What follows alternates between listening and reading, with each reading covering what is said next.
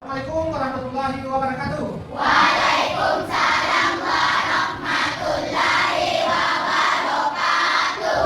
Bagaimana kabarnya anak-anakku sekalian? Baik. Oke, sudah siap belajar untuk kali ini? Sudah. Oke, ya, silakan ikut kita siapkan dulu sebelum kita masuk ke pembelajaran. Seluruhnya, sudah siap. Gerak. Bersalam kepada Pak Guru. Assalamualaikum warahmatullahi wabarakatuh. Waalaikumsalam warahmatullahi wabarakatuh. Sebelum belajar, marilah kita berdoa. Bismillahirrahmanirrahim. Rabbi zidni ilma warzuqni fahman. Artinya, ya Allah, tambahkanlah ilmuku dan berilah aku pemahaman yang mudah. Amin. Selanjutnya kita akan menyanyikan lagu Indonesia Raya. Nah, nanti sebentar sama-sama. Nah, coba berdiri dulu semua. Sama-sama ya.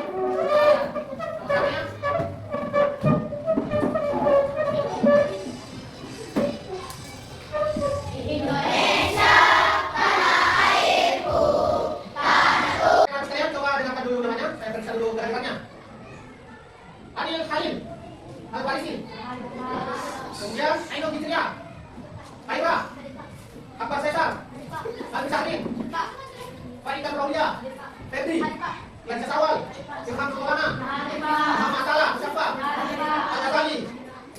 Oke, jadi untuk pembelajaran kita hari ini yaitu kita akan mengadakan praktek membuat dari sampah non organik, dari sampah yang tidak terpakai, kemudian kita bisa manfaatkan menjadi seperti kayak tempat pensil, tempat pulpen. Saya ingat sebuah pepatah pernah mengatakan bahwa hiduplah engkau seolah-olah engkau mati besok, dan belajarlah kalian seolah-olah kita akan hidup selamanya. Oke, bagaimana di sana? Oke, kita seperti dulu dipimpin oleh ibu ketua kelas atau saya saja. Jadi tepuk semangat.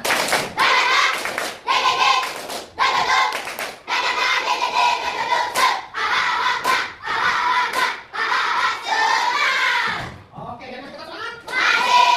Kita lanjut.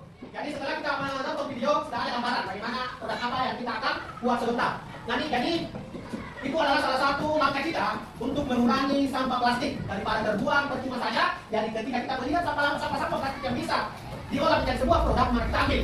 Itu tadi bisa dari produk botol, bisa dari tadi sedotan, bisa dari botol air minum bekas, apalagi bisa dari kardus dan lain sebagainya. Itu adalah salah satu cara kita berkontribusi mengurangi sampah yang ada di sekitar kita. Oke, jadi saya akan menayangkan sebuah video tentang ancaman polusi plastik. Jadi kita akan nonton bersama bagaimana dampaknya itu ancaman sampah ketika kita membuang di sembarang tempat.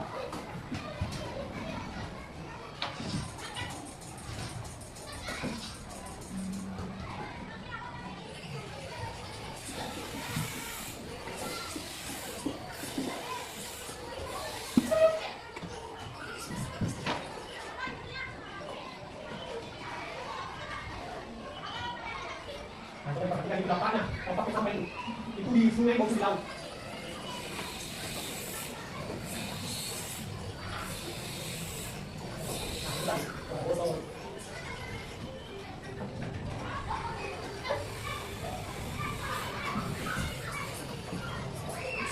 Oke, sekarang saya akan membagi 3 kelompok. Jadi masing-masing sebentar kelompok akan membuat sebuah produk dari sampah-sampah yang ada di sekitar kita, seperti itu. Jadi untuk ini saya saja yang langsung bentuk kelompoknya. Kelompok 1 ini di sini saja sudah ada mejanya. Kemudian kelompok 2 Kemudian kelompok 3. Oke. Jadi setelah ini kita sama-sama akan dibimbing oleh Pak Guru dan Ibu Guru bagaimana caranya mendaur ulang sampah atau membuat sebuah produk dari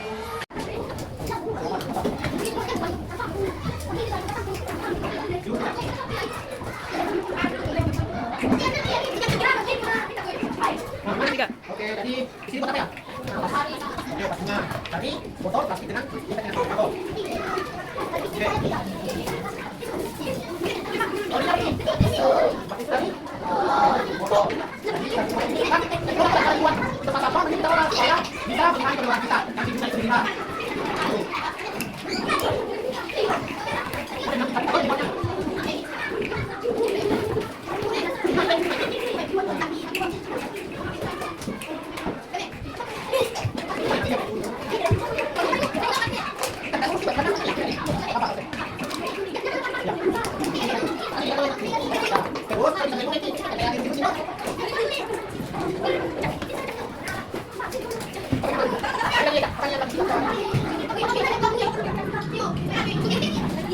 Oke, setelah menjawab 3 pertanyaan tadi yang sudah Pak Guru sampaikan, sekarang masing-masing kelompok naik ke atas untuk mempresentasekan hasil karya atau hasil pekerjaan tak yang mengolah sampah plastik menjadi sebuah produk yang bernilai ekonomi. Siapa yang pertama? Nah, kita mulai dari kelompok 1. Silakan naik. Nah, boleh naik semua. Nah, silakan. Ibu ketua yang di depan silakan tangannya. Jelaskan ibu ketua yang menjelaskan. Mulai pertanyaan pertama. Jelaskan apa ini produknya terbuat dari apa? Oke. Oke, silakan. Jelaskan ini produknya apa? Terbuat dari apa? Jelaskan ibu tangannya. Saya membuat tisu dari tutup botol dan kesulitan yang saya hadapi dalam mengulang tutup botol. 1. Kami kesulitan dalam mengelem. 2. Mengatur kesejajaran tutup botol. Dan 3. Pada saat mengelem kadang-kadang melengket dan saya harus mengulang kembali. 2. Hal-hal yang perlu diketahui dan dipahami sebelum mengikuti proyek kegiatan daur ulang plastik. Kami perlu mengetahui mau diapakan sampah plastik. 2. Kami perlu paham bagaimana mengolah sampah plastik menjadi produk yang bernilai. Dan ketiga, hal-hal yang kami ketahui setelah mengikuti proyek kegiatan daur ulang plastik. Ternyata saya sudah memahami ternyata tutup botol bekas bisa dijadikan tempat tisu, vas bunga, dan lain-lain. 2. Saya juga sudah berkontribusi dalam mengurangi. 3. Sudah tahu bahan-bahan yang harus dibuat tempat tisu. Terima kasih. Oke, kasih aplaus untuk kelompok 1. Oke, dulu. Nah, silakan lanjut kelompok 2. Cepat-cepat dijelaskan ya, ini apa namanya, terbuat dari mana, apa bahan-bahannya. Nah, dijelaskan. Kita saja bicara saja, nak. Apa yang lagi dia bicara? Oke, silakan. Dijelaskan, ini apa namanya, terbuat dari bahan-bahan apa saja. Dan kelompok 2, jelaskan kelompok 2.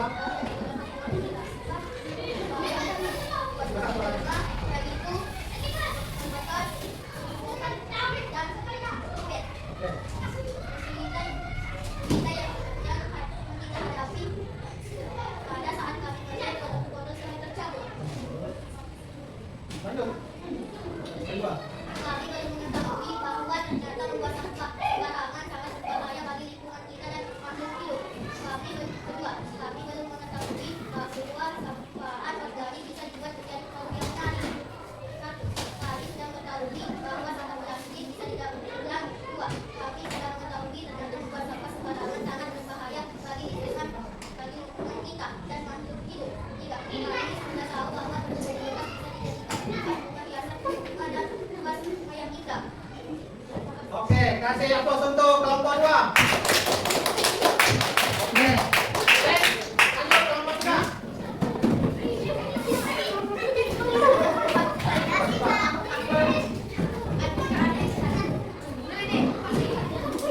Depan dua orang. Lalu jelaskan. Jelaskan ini bahannya terbuat dari apa saja dan apa namanya. Oke. Silakan. Baca saja. Silakan. Ini bahan apa namanya? Ini bahan bahannya, hasil produknya.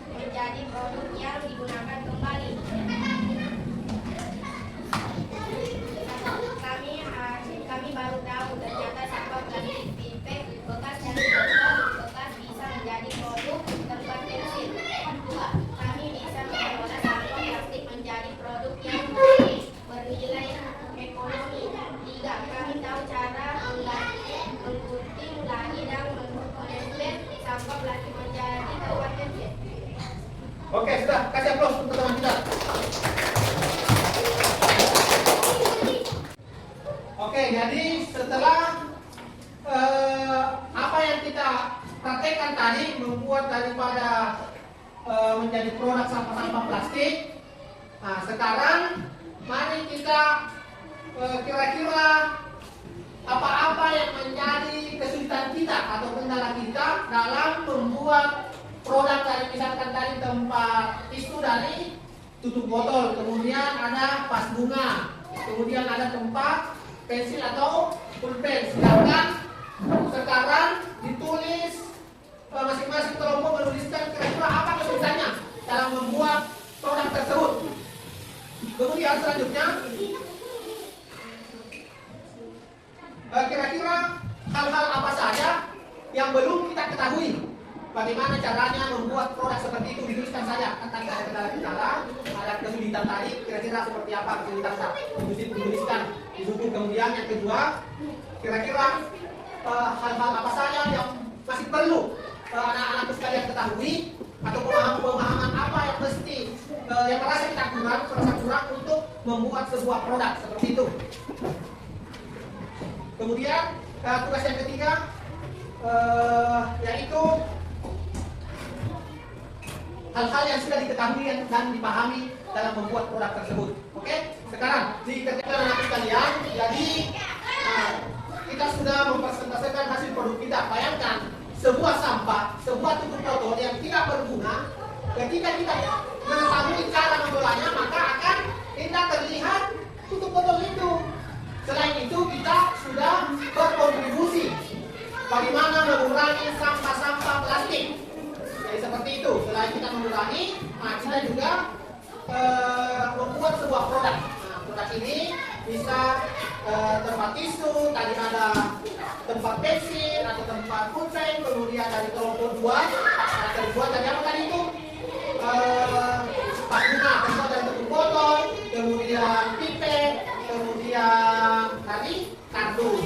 Nah, itu hasil daripada karya kita masing-masing dan mengurangi juga sampah-sampah plastik. Jadi mulai dari sekarang setelah pembelajaran hari ini ke depan tidak boleh lagi di antara kita membuat sampah, khususnya sampah plastik. Sampah plastik itu kan sudah dijelaskan itu akan butuh ratusan tahun supaya sampah plastik itu hancur. Nah, jadi gunanya yang kedepannya tidak boleh lagi ada yang buang sembarangan sampah. Bagaimana anak sekalian dari proses mulai daripada pemilahan sampah sampai kepada proses pembuatan sampai kepada recyclase. Bagaimana? Ada yang dari awal sampai akhir tadi ada yang masih kurang paham? Sudah paham semua? Sudah. Nah, sebagai kesimpulan dari Pak Guru, pelajaran untuk pengolahan sampah ini yaitu marilah kita selalu menjaga lingkungan, baik itu di sekolah, baik itu di sekitar kita maupun lingkungan di rumah. Karena dampak daripada sampah itu luar biasa. Tadi sudah dijelaskan bahwa sampah itu ratusan tahun sampah plastik itu baru bisa hancur. Kemudian yang kedua, dengan rajin membersihkan sampah, maka kita terhindar dari segala macam penyakit. Kemudian yang ketiga, dengan membersihkan sampah halaman rumah kita atau halaman sekolah akan terlihat indah. Kemudian yang terakhir, kita sudah berkontribusi terhadap lingkungan kita, terhadap diri kita, dan terhadap negara kita, bahwa kita mengurangi sampah-sampah plastik yang bisa membuat lingkungan kita itu terhindar dari penyakit. Cukup sekian dari saya. Marilah kita selalu terus belajar karena tantangan ke depan itu akan semakin sulit. Jadi kalau kita ketinggalan tidak belajar dari sejak dini, maka kita akan ketinggalan. Sebagaimana pepatah Cina mengatakan, tutuplah ilmu sampai ke negeri Cina. Jadi kita harus menuntut ilmu sejauh mungkin. Bukan hanya di negeri kita sendiri, bahkan luar negeri seperti itu. Akhir kata dari saya, Assalamualaikum warahmatullahi wabarakatuh.